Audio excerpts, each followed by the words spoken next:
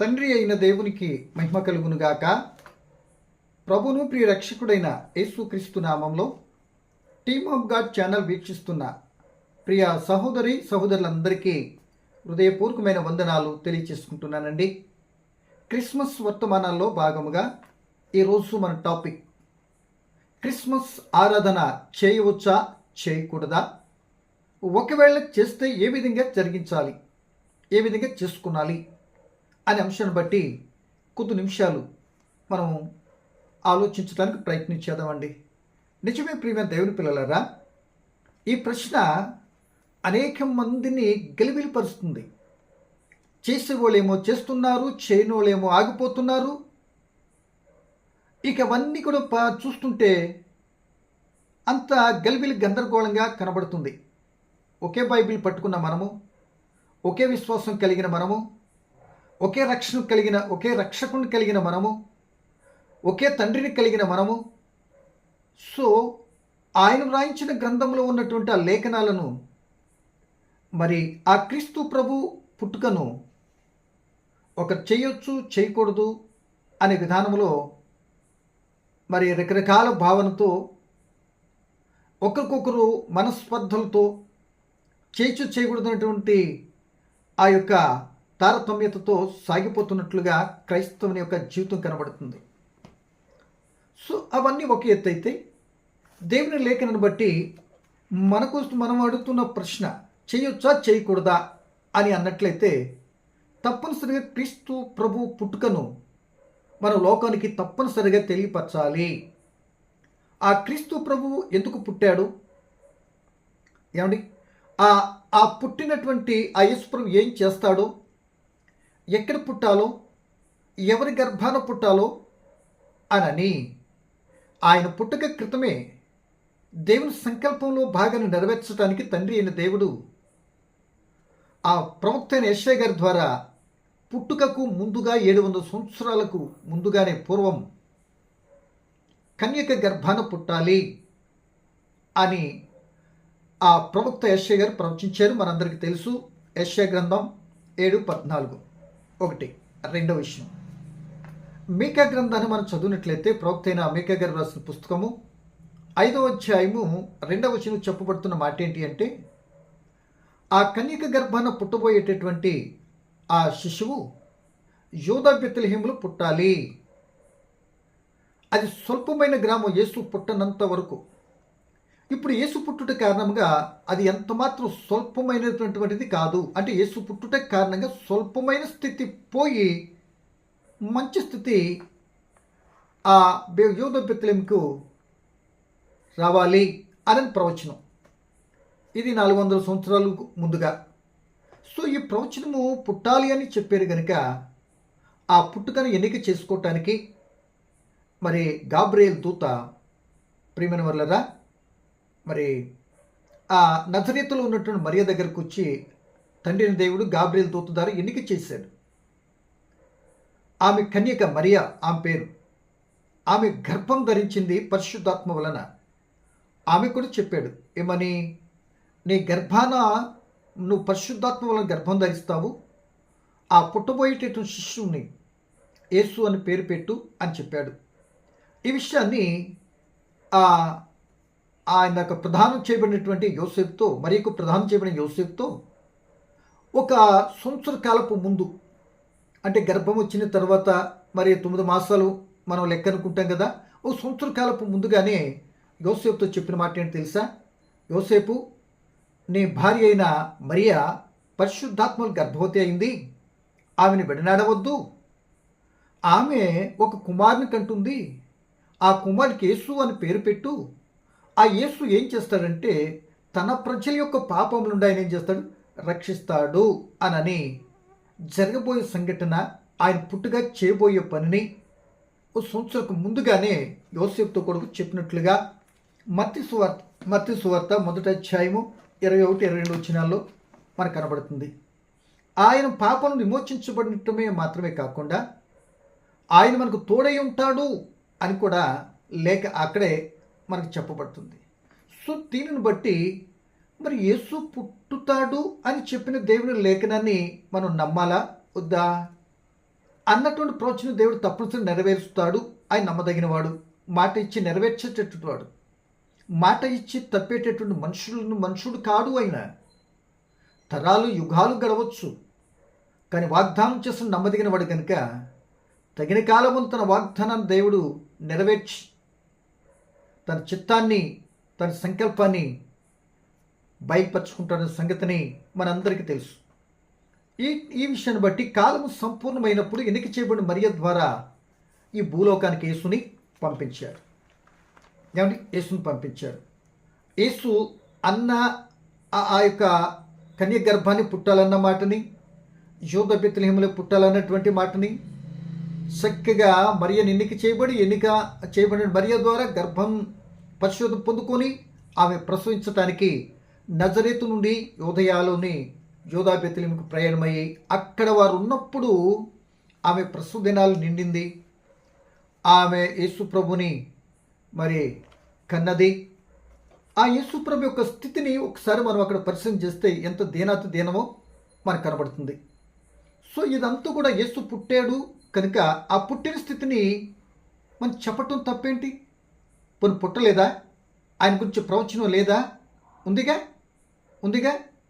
ఆయన పుట్టాడు. ఎందుకు పుట్టాడు చెప్పబడింది. ఎక్కడ పుట్టాలో, ఎవరి గర్భాన్ని పుట్టాలో, ఎలా పుడతాడో పరిశుద్ధాత్మ వలన అన్నీ కూడా చెప్పబడింది. గ్రంథంలో వ్రాయించి చెప్పిన మాటనే మనము ప్రక్కన పెట్టితే ఎలా? ఎందుకు చేయకూడదు? ఎందుకు ఆయన యొక్క జన్మదినాన్ని నలుగురు తెలియపరచకూడదు? తెలియపరచడం వల్ల కలిగే నష్టం ఏంటి? ఏంటి? తెలియపరచకపోతే కొందరికి ఆయన పుట్టుక పూర్వోత్తరాలు తెలియదు కనుక ఆయన ఎలా పుట్టాడో రకరకాలుగా మాట్లాడుకుంటారు.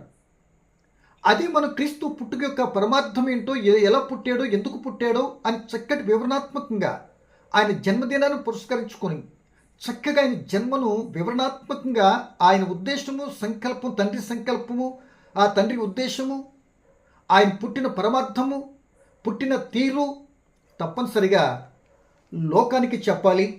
దానికంటే ముందుగా ప్రతి క్రైస్తవుడైన మనమందరం కూడా తెలుసుకునే సంగతి మనందరికీ తెలుసుండి కూడా ఆ లేఖనాలు రాయించబడిన దాన్ని ప్రక్కకు పెడుతున్నట్టు ఎంతవరకు సమంజసం, ఎంతవరకు న్యాయం ఒకసారి ఆలోచించండి. చాలా పర్యాలు ఆ సంఘంలో మరి అపోస్తులు ఎవరు చేయలేదు, వీళ్ళు చేయలేదు, మీరు చేస్తున్నారు, తప్పు ఒప్పు అని తప్పులు ఒప్పులు నిర్ణయించేది మనం ఎవరమండి? మనకంత స్టెబిలిటీ లేదు కదా. మనవతో ఏదో ఆ యొక్క వ్యభిచారం చేత పట్టబడిన స్త్రీని తీసుకొచ్చి వాళ్ళు పాపంలో ఉండి ఈమె పాపం చేత పట్టబడిందని యేసుప్రభు చెప్పేంత వరకు వాళ్ళు పాపలని అర్థం కాలేదు, గట్టిగా మూసుకొని వెళ్ళిపోయారు కదా. కనుక నా ప్రియమైన సోదరుడా, సహోదరి, ఆలోచించేయాలని ప్రభుని బట్టి నేనైతే మీకు జ్ఞాపకం చేస్తున్నా. అంటే తప్పనిసరిగా ఇప్పుడు మనము ఒకవేళ క్రీస్తు ప్రభు పుట్టుకను గురించి చెప్పకుండా ఒకవేళ ఆయన పరిచర్యను గురించి, ఆయన అద్భుతాల గురించి, ఆయన ఒక చేసినటువంటి త్యాగాన్ని గురించి అవన్నీ చెప్తున్నారు అనుకోండి, చెప్పాలి, మంచిదే. కానీ మరి ఆయన ఎక్కడ పుట్టాడండి, ఎలా పుట్టాడండి, ఏంటండి ఎక్కడ పుట్టి ఈ పనులు చేస్తున్నారండి అని అంటానికి పుట్టుక కావాలిగా. మరి దాన్ని వివరించడంలో తప్పేంటి? దాన్ని వివరించడం నష్టం ఏంటి? ఇప్పుడు అలా వివరించడం కారణంగా నీకంత అసూయ ఏంటి? నీకంత అనాలోచితమైన మాట ఎందుకు? తప్పనిసరిగా చేసి తీరాలి అనే ప్రభుని బట్టి నేనైతే మరి లేఖనాన్ని బట్టి కూడా ఆయన పుట్టాడు కనుక చెప్పాలి అన్నది నా ప్రగాఢ విశ్వాసం. కనుక నా ప్రియమైన దేవుని పిల్లలారా, ఆలోచించేయాలని ప్రభుని బట్టి మీకైతే జ్ఞాపకం చేసుకుంటున్నా. అలాగే ఇప్పుడు ఆయన పుట్టుక పరమార్థాన్ని చూసి చెయ్యాలి, తప్పనిసరిగా చేయాలి, ఆయన పుట్టుక గురించి చెప్పాలి. ఎందుకు చెప్పాలి అని అంటే ఆ క్రిస్మస్ అంటే క్రీస్తు పుట్టినరోజును పురస్కరించుకొని చక్కగా మనము కొందరు కలిగిన స్థితిని బట్టి, కొందరు దేని స్థితిని బట్టి ఆయన పుట్టినటువంటి ఆ జన్మదినాన్ని జరుపుకుంటారండి. సో ఆయన పుట్టిన రోజు భూమి మీద ఎవరికి తెలియదండి. భూమి మీదకి రావటం అనేది కూడా తెలియదు. అసలు పరలోకంలో ఎప్పుడు పుట్టాడో అంతకంటే తెలియదు. మొత్తం మీద పుట్టేదిగా, పుట్టినందుకు గాను ఏ రోజున తెలియదు కనుక డిసెంబర్ 1 తారీఖు నుండి డిసెంబర్ 31 వరకు కూడా ఆయన జన్మదినాన్ని జరుపుకుంటుంది ప్రపంచ ప్రజలు. ఆయన పుట్టుక ప్రేమ దేవుని పిల్లలరా ఒక క్రైస్తవులకో ఈ ఊరుకు ఆ ఊరుకు కాదండి, ప్రపంచ నలుమూలలా ఉన్నటువంటి వారందరికీ కూడా క్రీస్తు జన్మదినాన్ని పురస్కరించుకొని ఆ యొక్క ఆ జన్మదిన ఆరాధన జరిగించుకుంటున్నారండి. ఆ రోజున ప్రపంచమంతా కూడా ఇంచుమించుగా మరి అందరికీ సెలవు దినంగా ప్రకటించుకుంటారండి. కనుక ఆ రోజు తెలియదు కనుక ఈ 31 దినాలు మనం జరిగించుకుంటున్నాం. ఏమండి, ఈరోజు ఆ రోజు ఈరోజు అని అనకండి. మరొక మాటలో చెప్పాలంటే నా పుట్టినరోజు కూడా మనకు తెలియదండి. కనుక నా ప్రియమైన దేవుని పిల్లలరా, ఎందుకు తెలియదండి? ఆ క్రీస్తు ప్రభు పుట్టినరోజైనా మన పుట్టినరోజైనా దేవుడు చెప్పలేదు కనుక మనకు తెలియదు. భూమి మీదకి పుట్టినరోజునే మనం లెక్కించుకుంటున్నాం. ఓకే, మరి గర్భంలో ఉండే 9 మాసాలు ఎవరికి ఇద్దాం? అసలు ఎప్పుడు గర్భంలో పడ్డామని ఎవరికి తెలుస్తుంది?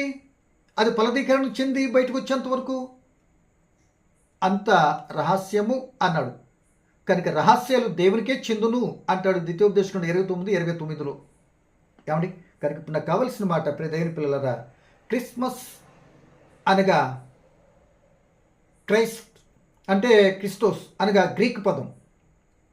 ఆ గ్రీక్ పదానికి క్రీస్తు అనగా అభిషక్తుడు, మాస్ అనే లాటిన్ పదం. ఆ లాటిన్ పదానికి ఆరాధన అంటే క్రీస్తును ఆరాధించుటయే క్రిస్మస్. ఏమండి, ఆ పేరుకి అర్థం అదండి. ఆరాధించడం తప్పే ఉంది?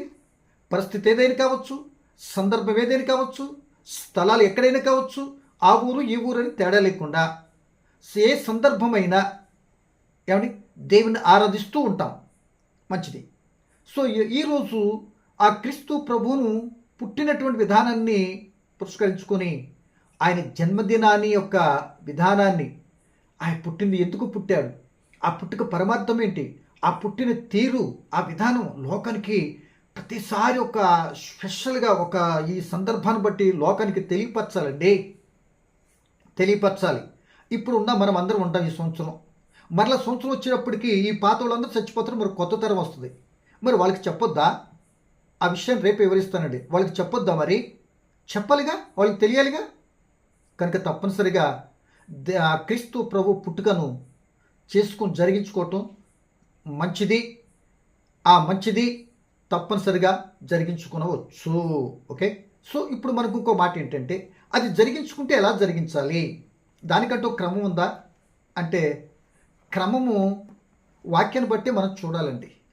ఇంకంతే తప్ప ఆ వాక్యాన్ని బట్టి, ఆ సందర్భాన్ని బట్టి, పుట్టిన తీరును బట్టి, ఆ బెత్లెహేములో ఉన్న తీరు, ఆ పుట్టినటువంటి సందర్భంలో జరిగిన సంఘటనల యొక్క విధానము, ఇప్పుడు ఇక్కడ జరిగిస్తున్న క్రిస్మస్ ఆరాధనలో జరుగుతున్న క్రిస్మస్ను బట్టి ఆ క్రీస్తు జన్మదినం జరుగుతున్న ఆరాధన, ఆ ఎపీరియన్స్ విధానం మనం టాలీ చేసుకుంటే, చూస్తే, ఒకసారి పరిశీలించుకుంటే రెండింటినీ, ఈనాడు జరిగిస్తున్నటువంటి ఆరాధనలకి ఆ రోజున క్రీస్తు ప్రభు పుట్టినటువంటి విధానానికి పొంతన లేదండి.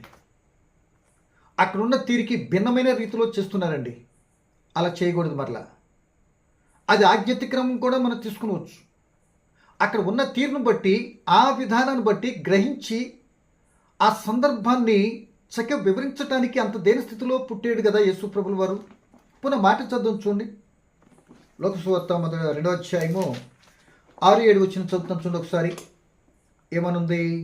వారు అక్కడ ఉన్నప్పుడు ఆమె ప్రసవ దినాలు నిండిన గనుక తన తొలిచూరి కుమారుని కని పొత్తిగుడ్డలతో చుట్టి సత్రముల వరకు స్థలము లేనందున ఆయనను పశువుల తొట్టులో పరుండబెట్టెను.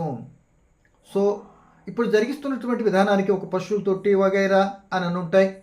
ఆయన పొత్తుగుడ్డలతో చుట్టి స్థలము లేక మరి పశువుల తొట్టులో పరుండన్న స్థితి, ఆ చీకటి సందర్భంలో ఎవరూ ఆ స్థితిని పట్టించుకున్నటువంటి వారుగా మనకు కనబడటం లేదు.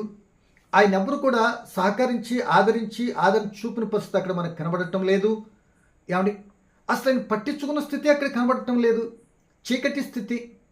ఏమండి, ఈ స్థితి ఇలా ఉంటే ఇప్పుడు జరిగిస్తున్నటువంటి ఆరాధన క్రమాలు ఎలా ఉండేది తెలుసా? ఆడంబరాలతో, ఏమండి, పైన స్టార్ కింద బారున్నట్లుగా డ్యాన్సులతో, లేకపోతే ఆర్భాటాలతో, క్రిస్మస్ తాతలతో, ఏమండి తర్వాత క్రిస్మస్ కేకులతో, గిఫ్టులు పంచుకోవటంలో, కొత్త డ్రెస్సులతో, మా చక్కటి పిండి వంటలు, విందులు, వినోదాలతో, రాజకీయ నాయకులు స్టేజీలు ఎక్కిచ్చేసి సన్మానాలతో, లేకపోతే పూల దండలతో, డెకరేషన్తో, ఎపిరెన్స్తో ఇంత అడావుడి అడావుడి అడావుడి అంతగా చేస్తూ ఈ స్థితి అక్కడ ఉన్నదంటే దానికి దీనికి పోలిస్తే టూ డిఫరెన్స్. సో ఒకవేళ ఇవన్నీ చేస్తున్న కారణంగా ఎవరికన్నా ఒక పాఠం నేర్పించగలుగుతారా? వీటి ద్వారా చేసేటటువంటి వారు కానీ, చేయించేటటువంటి వారు కానీ, అక్కడ వినేటటువంటి వారికి ఏమైనా అర్థనకు పనికొస్తుందా? ఏమండి, ఒకసారి ఆలోచించేయండి. సో ఎందుకు ఇటువంటి వ్యర్థమైన కార్యక్రమాలు, అది వ్యర్థంగా ఆరాధిస్తున్నారు అంటానికి ఇదే ఇలాంటి మాటలే కదా. కనుక అలా ఆడంబరాలతో కాదు చేయాల్సింది, ఆడంబరంతో పరిస్థితితో కాదు చేయాల్సింది. ఆ ఆడంబరాల పరిస్థితి ప్రియదేని పిల్లరా, దీన్ని తీసుకొని వెళ్ళి ఆనాడు బెత్లెహేములో యేసుప్రభు పుట్టిన తీరికి మరి అంటకెడతారు. ఎలాగా? ఇక్కడ ఉండి ఏం పాడతారంటే, బెత్లెహేములో సందడట. అక్కడేమో ఆదరణ లేక, ఎవరు పట్టించుకొనక, ఎంతో దీన స్థితిలో అక్కడ ఆయన పుట్టుంటే స్థలం లేక అక్కడ ఇక్కడ ఆడంబరాలతో ఉండి ఆ యేసుని మర్చిపోయి, ఆ స్థితిని మర్చిపోయి ఇక్కడ మాత్రం పండగ రూపంలో గంతులేసేస్తున్నారండి. క్రిస్మస్ అంటే పండగ అసలు కానే కాదు. పండగని ఎవరు చెప్పారు మనకి? పుట్టినరోజుని మనము అలా సంతోషిస్తానికి మనం ఏర్పాటు చేసి మరి సువార్త చెప్పడానికి, పుట్టినరోజు ఉద్దేశం చెప్పడానికి. చాలామంది పుట్టిన సందర్భాన్ని చనిపోయిన సందర్భాలు పెద్దలు నాయకులు చెప్పుకుంటారండి. చెప్పినప్పుడు ఏం చేస్తారు, ఏం మాట్లాడతారు? అండ్ అప్పుడు పుట్టాడండి ఆయన, అలా చేసాడండి, ఏ ఊర్లో పుట్టాడండి, ఇన్ని రకాల ఉద్యోగాలు చేసాడండి, ఇక్కడ చేసాడండి, ఇక్కడ కనుమరుగైపోయాడండి, చచ్చిపోయాడండి అంటారు కదా. మరి వాటి లోకంలో ఉన్నటువంటి ఈ యొక్క మా దేవుని చేత నిర్మింపబడి మానవుని స్థితియే పుట్టు పూర్వోత్తరం నుండి చెప్పుకుంటూ వస్తుంటే, లోకాలు కలిగి చేసినటువంటి ఆయన గురించి చెప్పకపోతే లోకానికి ఎలా తెలుస్తుంది? ఆ చెప్పే విషయంలో ఇలా ఆడంబరాలు, గొప్పలు, గంతలకు వెళ్ళిపోయి మాత్రం కాదండి. మరి ఎలా అని అంటే, దేని పిల్లలు వాక్యానుసారంగా మనం చేయాలి. వాక్యానుసారంగా లేదు కదండి అని అంటారా? అవును, ఇదిగో వాక్యం ఈ బేస్ని బట్టి ఆయన దీనుడిగా పుట్టాడు. ఆయన పుట్టుక చాలా దీనాతి దీనం. అసలు ఒకవేళ ఆయన మరణం అయితే ఘోరాతి ఘోరంగా చనిపోయినట్లుగా మనకు కనబడుతుంది. ఈ రెండింటి మధ్యన ఎన్నో గొప్ప కార్యాలు చేశాడు, ఎంతోమంది జీవితాలు బాగు చేశాడు, ఎంతోమంది ఆ యొక్క బ్రతుకులను కట్టాడు. దొంగలు మారారు, వ్యభిచారులు మారారు, భయంకరమైనటువంటి స్థితిగతులు గలతతో ఉన్నటువంటి వారు బ్రతుకులు మార్చుకున్నారు. కారణం ఏంటో తెలుసా? యేసు ప్రభు పుట్టబట్టి, యేసు ప్రభు మాట వింటేనే లోకంలో పాప బంధకాల్లో ఉన్నటువంటి మనిషి మార్పు చెందడానికి అవకాశం ఉంటుంది. ఆ పాపానికి శిక్ష వస్తుంది కనుక ఆ శిక్షను తప్పించబడాలంటే క్రీస్తు ప్రభు పుట్టాలి. ఆ పుట్టిన ఆయన వీళ్ళు విమోచనార్థమై జరిగించాల్సిన కార్యక్రమం జరిగించిన రోజునే మనకి రక్షణ. కనుక ఆయన పుట్టుక ప్రియదేని పిల్లలరా అన్ని గొప్ప కథలు జరిగించే స్థితి ఉన్నది కనుక పుట్టుకకు మరణానికి మధ్యలో ఆ పుట్టుకను గురించి, ఆయన జరిగించిన ఆశ్చర్యకార్యం గురించి చెప్పుతూ అంత దేని స్థితిలో ఉన్న ఇంత గొప్ప కార్యాలు చేశాడు ఆయన. ఇన్ని గొప్ప కార్యాలు చేసినటువంటి ఆయన్ని మరి మనం ఎలా చెప్పకుండా ఉండాలి అంటే, ఆ పుట్టుక పరమార్థాన్ని, ఆ పుట్టుక స్థితిని, ఆయన చేసిన కార్యాలను, నీ కొరకు నా కొరకు ఇంత త్యాగం చేసాడని అలా తప్పనిసరిగా అర్థవంతంగా వివరణాత్మకంగా చెప్పాలి. కానీ నీ ఆర్భాటాల వల్ల, నీ యొక్క వీటి వల్ల ఒరిగేది అర్థం పనికిరాదు. అది కాదు కరెక్ట్. కనుక అట్ట కాకుండా అలా క్రీస్తు ప్రభు పుట్టడం కారణం ఇది, ఈ పరమార్థం పాపిని రక్షించడానికి పుట్టాడని. ఏమండి, పాపులను రక్షించడానికి పుట్టాడు. మరి లోక గారు అంటారు నశించని వెతికి రక్షించడానికి పుట్టాడు. అదే పౌలు గారు అంటారు మరి పాపులను రక్షణ యేసుక్రీస్తు వచ్చాడు అని అంటున్నాడు. అదే పౌలు గారు తిమోతికి రాతు 3:16 అంటాడు, మొదటి తిమోతి సశరీరుడుగా ఈ లోకానికి వచ్చాడు అని చెప్పబడుతుంది. అంటే కారణం మానవుని పాప బంధకాలను రక్షించడానికి. అలా ప్రారంభమైన ఆయన పుట్టుక ఆయన జీవితంలో చివరికి ఆ మానవ రక్షణార్థమై ఆఖరి రక్తపు బొట్టు వరకు కాచాడండి, నిన్ను నన్ను రక్షించడానికి అని వివరణాత్మకంగా చెప్పాలి. అలా చెప్పటానికి ఈరోజు టైం లేక ఆర్భాటాలు, ఆనందాలు, వీటితో అవి ఇవి పంచుకోటాలతో మునిగిపోయి ప్రియదేని బిడ్డలారా ఆ క్రీస్తు ప్రభువుని గురించి చెప్పటానికి సమయం లేక ఒక 5 నిమిషాలు 2 నిమిషాలు అన్నట్టుగా ముగించేసి వారి ఆడంబరాలకే ఎక్కువ విలువనిచ్చి క్రీస్తు ఆరాధనను అబోర్షన్ పాలు చేస్తూ అలా చేయటం కారణంగా దేవునికి గొప్పతనం ఏంటో వారికి అర్థం కాకపోవటం కారణంగా ఎంతోమంది క్రీస్తుని నమ్ముకోనలేకపోతున్నారు. కారణం ఏంటో తెలుసా? ఈ క్రిస్మస్ రోజున ఆ రోజున ఎంతోమంది ఏం జరుగుద్దని ఎప్పుడు రానటువంటి వారు, ఎప్పుడు అది ఎలా ఉంటుందో చూడాలని వస్తారు. ఇప్పుడు ఆరాధనకి రానటువంటి వారు, క్రీస్తుని గురించి తెలియనటువంటి వారు ఆ రోజు తప్పనిసరిగా వస్తారండి. వాళ్ళకి ఎటువంటి సందేశాన్ని అందించాలి. వారు హృదయాంతరంగాలు క్రీస్తుని గురించినటువంటి భావన, ఆ క్రీస్తుని గురించినటువంటి చక్కటి మాటలు వారు కానీ విని ఉంటే, ఆ వివరణ మనం చక్కగా తెలియపరచుంటే, మన బాధ్యతను చక్కగా నెరవేర్చుంటే, అటువంటి వారు బ్రతుకులు పాటికి ఎప్పుడో ఎంతోమంది మారేటటువంటి వారు ఉండేవారు. ఆ కార్యమాన్ని చేయకపోవటం కారణంగా, ఇలాంటి రకరకాలటువంటి విందులు వినోదాలు ఆడంబరాలతో చేయటం కారణంగా ఈ రోజున లోకంలో చూస్తున్న ఇదే అల్లరి. ఇదిగో ఇక్కడ ఏదో చెప్తారు క్రిస్మస్ అంట, ఆ క్రీస్తు జన్మదినం అంట, ఇక్కడ కూడా ఇదే అల్లరి అని అనుకుంటూ నిరుత్సాహంతో వెళ్ళేటటువంటి ఎంతోమంది ఉంటున్నారు ఈరోజు. గమనించాలని ప్రభుని బట్టి హృదయపూర్వకంగా మీకు తెలియపరుస్తున్నా. అది కరెక్ట్ కాదు. దేవుని యొక్క కుమారుడు క్రీస్తు ప్రభు పుట్టాడు ఇందుకు అని స్పష్టంగా చెప్పిన రోజును మాత్రమే మనం చేసేటటువంటి ఆ పుట్టుకకు పరమార్థం తెలిపినప్పుడు మాత్రమే అది మంచిది. అలా తెలియపరచాలి చెయ్యాలి. ఇదిగో ఈ విధంగా చేయాలి, ఇలా మనం జాగ్రత్తగా ఉండాలి. ఆ క్రిస్మస్లో ఆ క్రీస్తు జన్మదినం వివరించడానికి సమయం లేని స్థితికి తెచ్చుకోవద్దు. మొత్తం అంతా సమయంతో వాడేసుకొని అలా తెచ్చుకోవద్దు. కానీ క్రిస్మస్ రోజున చేయవలసిన విధానం ఏంటంటే, చక్కగా పాటలు పాడండి. ఆ క్రిస్మస్ ఆ పుట్టిన యొక్క వర్తమానాన్ని చక్కగా క్లియర్గా ఎందుకు పుట్టాడో వివరణాత్మకంగా తెలియపరచండి. అంత మాత్రమే కదా, చిన్నపిల్లలైన చక్కగా సండే స్కూల్తో చక్కటి వాక్యాలు చెప్పించండి. వారు సండే స్కూల్లో నేర్చుకున్న తీరును బట్టి ఎంత చక్కగా చెప్తున్నారు. తల్లిదండ్రులు అక్కడ ఉన్నటువంటి పిల్లలు చూసి భక్తులు ఎంత చక్కగా ఎదుగుతున్నారు అనేటువంటి ఒక పాఠాన్ని ఆ చిన్న బిడ్డల ద్వారా మనం నేర్పించుదాం. వారి తల్లిదండ్రులు వారి తోబుట్టు చూసినప్పుడు అదిగో అక్కడ వాక్యం చెప్తున్న మా చెల్లి మా కూతురు అంటూ ఆనందపడతారు. ఈ ఆనందపడుతూ ఆ చెప్తున్న విధానాన్ని చూసి చిన్న బిడ్డలు కలిగిన తల్లిదండ్రులందరూ ఇన్స్పైర్ అయ్యి తప్పనిసరిగా పిల్లలు సండే స్కూల్ పంపించాలని ఒక ఆదర్శవంతమైన కార్యక్రమం జరిగించాలి. కానీ ఆడంబరాలతో ఆనందాలతో మరొక రకమైన కార్యక్రమాలతో పాటలతో డ్యాన్సులతో నెలలు తరబడి ఆ డ్యాన్సులు నేర్చుకుని వాళ్ళు నేర్చుకుంటూ వాళ్ళ ఒరిగిందేంటి, నేర్పించినటువంటి ఆయనకు తరిగిందేంటి, వచ్చిందేంటి, ఆ విధంగా లోకానికి ఏం పాట నేర్పుతాను, సంఘంలో వాళ్ళు తదుపరి అక్కడ డ్యాన్స్ నేర్చుకున్నందుకు వాళ్ళకి వచ్చేదేంటి, ఏంటి లాభం ఏంటి వాళ్ళకి? అది కదండి, కరెక్ట్ కదండి. అల్లరితో కూడిన ఆటపాటలతో కూడిన పరిస్థితి ఆ కార్యక్రమాలు ఉండకూడదు. దేవుడు అల్లరికి కర్త కాడు. అల్లరి ఉండసాటిని సాతాను ఉంటాడు. అల్లరి ఉండసాటి సాతాను క్రియలు జరుగుతుంటాయి. అందుకే అనేక క్రిస్మస్ ఆరాధనలో గొడవలు కొట్లాటలు, మా పిల్లకు పాట ఇవ్వలేదు, మా పిల్ల పాడనీ లేదు, ఎలా చేయలేదు అనుకుని దైవజనులను పక్కకు నెట్టేసి వాళ్ళు ఇష్టం చేసుకున్నటువంటి సంఘాలు ఎన్నో ఉన్నాయండి. కనుక ప్రేమ దేవుని పిల్లరా, ఆలోచించడం ప్రభువును బట్టి మీకు జ్ఞాపకం చేస్తున్నా. అటువంటి కార్యక్రమం